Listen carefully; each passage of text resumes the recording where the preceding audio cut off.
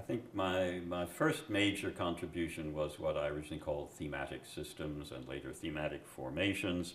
They are basically the sort of semantic network diagrams that show the typical ways in which concepts expressed as abstract lexical items, semantemes in some terminologies, are the nodes in the diagrams, and the meaning relations between them, often formulated at a semantic level of SFL grammar, are the links between the nodes in those diagrams.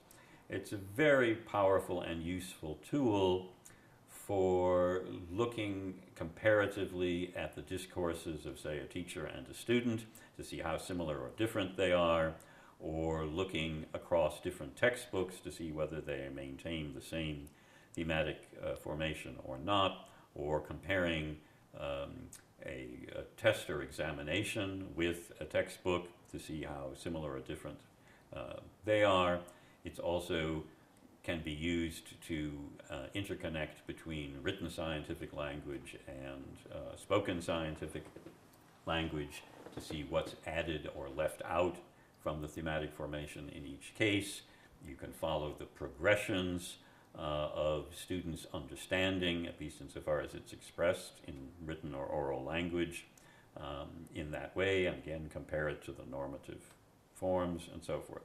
It's a very useful tool. It has relationships to concept webs in cognitive psychology and to procedures like Rakaya Hassan's cohesion analysis within a text. The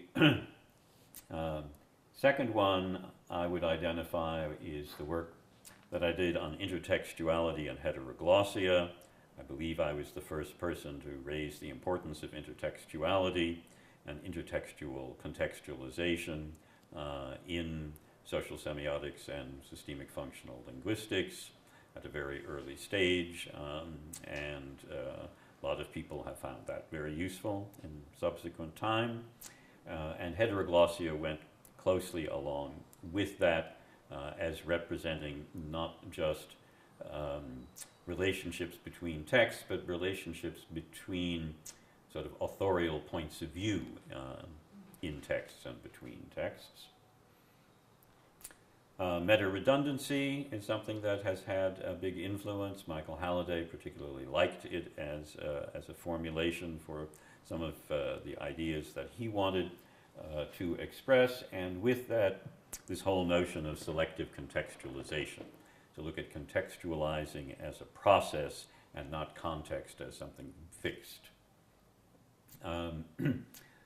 The analysis of evaluative orientations, I think, was one of my particular contributions, more sort of to the core.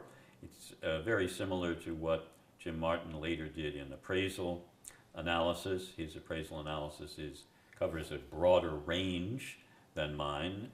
The advantage of mine is that it's a lot simpler than Jim's, and it's very useful for helping people pay attention to the attitudes and evaluational stances within a text as they analyze it.